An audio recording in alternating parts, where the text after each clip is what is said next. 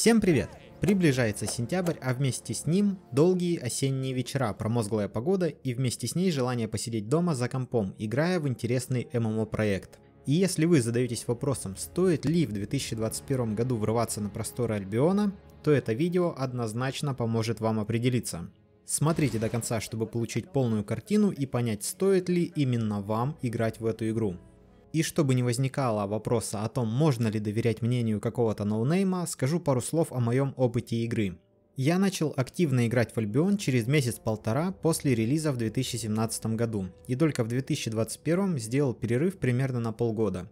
Так что практически все аспекты игры были досконально изучены.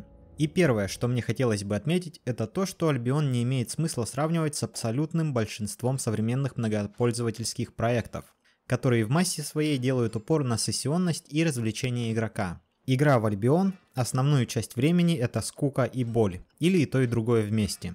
Но именно это делает редкие события, неожиданно дорогого дропа, чудом выигранного боя, удачного побега от ганга, находку особо ценного ресурса или достижение высокого уровня прокачки по-настоящему запоминающимися моментами, генерирующими выбросы всяких эндорфинов, адреналинов и дофаминов, переживая которые вы получаете огромный заряд эмоций, о которых потом можно вспоминать у камина в окружении внуков. Поэтому, если решаетесь начинать играть, то сразу ставьте цель играть минимум месяца 3, а лучше начинать с расчета зависнуть в этом мире на полгода. Прежде чем говорить о деталях, необходимо сделать еще одно сравнение с большинством современных ММО, которые, как правило, являются парком аттракционов, попадая в которые вы оказываетесь в нежных объятиях геймдизайнеров, сценаристов и прочих разработчиков, которые начинают игровыми способами рассказывать, как у них в игре все классно, интересно и все довольно просто, и никто тебя тут не обидит, и прогрессировать ты будешь постоянно, и вообще ты здесь самый-самый, и все тут для тебя. В Альбионе же после пары часов обучения тебя выпинывают на мороз практически в одних трусах, рассказав перед этим, что можно бить мобов или собирать ресурсы и заниматься крафтом. Остальное нужно постигать самому в игре, либо через YouTube. Слава богу, за 4 года гайдов разной степени паршивости понаделано немало. А заниматься, кроме пары этих активностей, можно еще и PvP, причем не только на арене, но и в открытом мире. Тем самым PvP оказывается составной частью PvE и собирательства, что в совокупности с фулл лутом экипировки и содержимого рюкзака превращает игру в настоящее испытание. Так что давайте я расскажу, почему в нее не стоит играть, используя при этом примеры. Если вы хотите забегать в игру на пару-тройку часов в день, получая в процессе удовлетворение от интересной истории в виде квестов, или от изучения мира, или от красочной комбо-боевки, то в Альбионе вам делать нечего, так как подобие квестов есть только в обучении, мир представляет собой набор весьма однотипных локаций, в которых только обладатели очень хорошей фантазии могут найти что-то интересное. И то, эти объекты повторяются и не являются уникальными, например, остатки повозки или древние развалины. Ну а боевка вполне стандартная для таких проектов, я бы назвал ее дотоподобная. Если вы ждете интересного PvE, с разнообразными и необычными противниками, со сложными тактиками на выдающихся боссах, то вы тоже будете разочарованы, так как спустя пару недель активной игры вы выучите абсолютно всех мобов и их умения. Есть, конечно, особо сложные групповые экспедиции, но пройдя ее на первом уровне, ничего нового на 15-м вы не увидите, просто мобы станут намного толще. А вот крафт и хаусинг упираются в то, что на эти занятия нужна игровая валюта, которую в достаточных объемах можно добыть только активностями в локациях с открытым PvP, либо спекуляциями на рынках.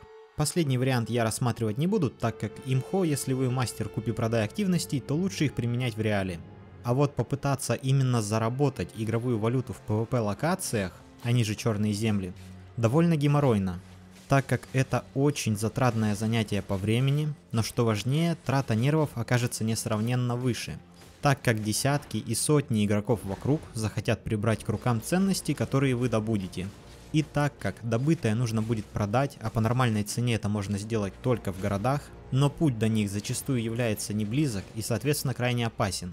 И из этого вытекает еще один момент. Если вы не умеете копить и грамотно распоряжаться средствами, то вам просто противопоказано играть в Альбион. Однако, вышеперечисленные минусы являются в то же время, по большей части, фичами игры. Важно понимать, что Альбион — это масс PvP направленная игра с управляемой игроками экономикой. Мне очень нравится сравнение с EVE Online, и по большому счету это игры родные сестры. Если Ева — это такая городская элегантная интеллектуальная леди, то Аля простая и без заморочек провинциальная фроляйн. В Альбионе нет особо сложных для освоения и понимания механик и нюансов. Это Ева на минималках в фэнтези-сеттинге. Итак, вам определенно понравится в Альбионе, если вы не боитесь трудностей, умеете строить планы и философски относитесь к поражениям. Я лично для себя в свое время выработал такое кредо.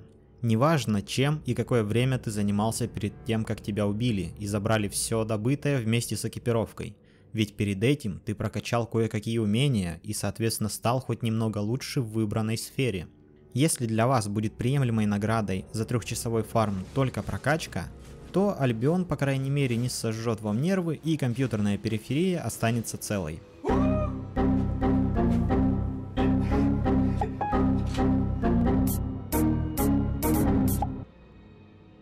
Как правило, стандартный путь новичка в игре — это сразу после пары дней аутизма и сбора ресурсов, с периодическим фармом мобов в сольных данжах, вступление в гильдию.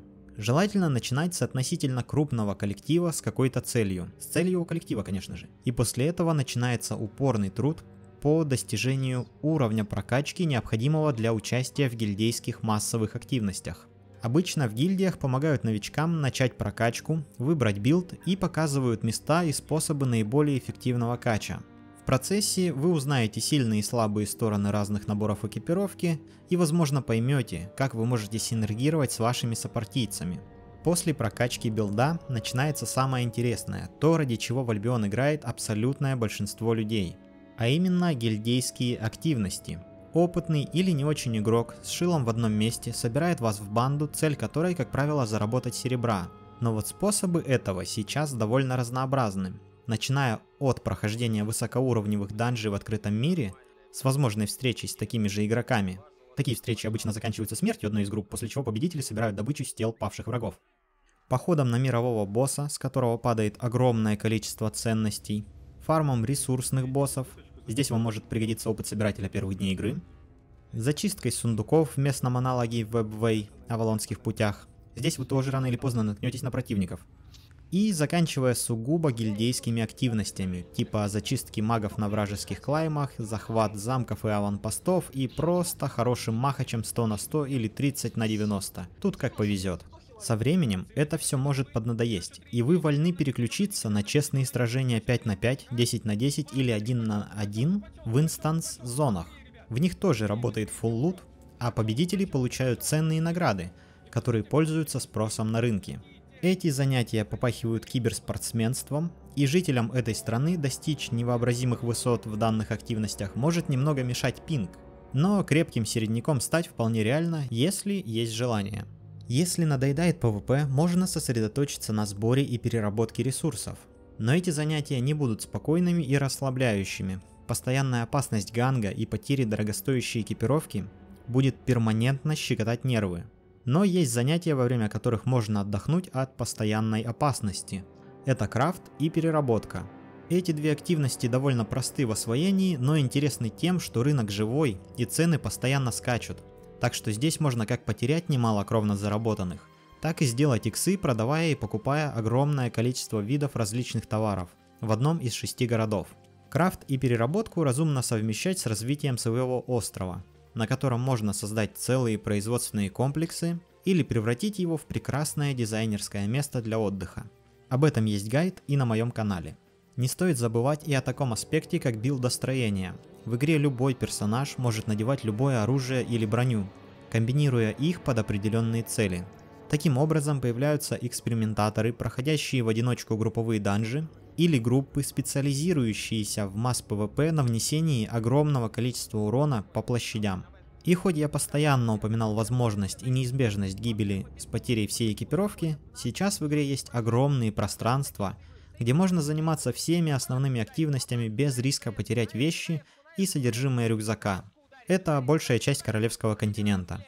А вообще в игре наличествует огромное количество занятий, и практически каждая из них достойна отдельного гайда. Когда я начинал работу над видео, то хотел сделать больше негативно-ироничный обзор. Но в процессе написания как-то само собой так получилось, что тон концовки стал больше комплиментарным. Скорее всего из-за того, что Альбион можно любить, потом ненавидеть, начинать, бросать, возвращаться, быть недовольным, раздражаться поведением комьюнити и надоевшим геймплеем, либо радоваться встрече со старыми друзьями и врагами. Но если вы завязнете в этой трясине на достаточно долгий срок, то игра всегда будет вызывать у вас эмоции, даже в воспоминаниях. Однако не забывайте, что сильные эмоции вызваны именно неординарностью по-настоящему интересных событий.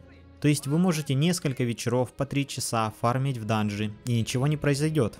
И поэтому, когда вам в спину влетает вражеская пачка таких же фармеров, а вы под мобами, но танк грамотно отводит мобов, ДД переключаются на противника, фокусят вражеского хила, в то же время ваш хил лечит пати под вражеским огнем, чудом выживает, ДД убивают вражеского лекаря, ваш танк эвейдит мобов, удачно станет пару-тройку игроков, туда прилетает метеор от вашего фаера, после чего враги начинают бежать, роняя кал и теряя соратников. Именно в такие моменты понимаешь, что предыдущие пара скучных вечеров были не напрасно прожиты в игре. Если же отвечать на вопрос, не поздно ли заходить в проект спустя 4 года после релиза, ведь местные батьки-нагибаторы прокачались так, что достичь их уровня уже невозможно, то, смею вас заверить, на данный момент прокачка занимает не очень много времени. И если грамотно к ней подойти, то за месяц можно прокачать выбранный билд до более чем приемлемого уровня. А через пару-тройку месяцев, при достаточном усердии, ваш персонаж не будет уступать в боевом плане более старым персонажам. Надеюсь, что это видео помогло вам определиться в том, стоит ли играть в Альбион, и если вы вдруг решили попытать свои силы в этом аду, то хочу посоветовать очень хорошую гильдию, которая будет отличным местом для новичков и середнячков. Это Nordic Tribe. Прием осуществляется через гильдейский дискорд, ссылка будет в описании. На этом благодарю всех за просмотр, лайк, дизлайк, подписка, всем пока.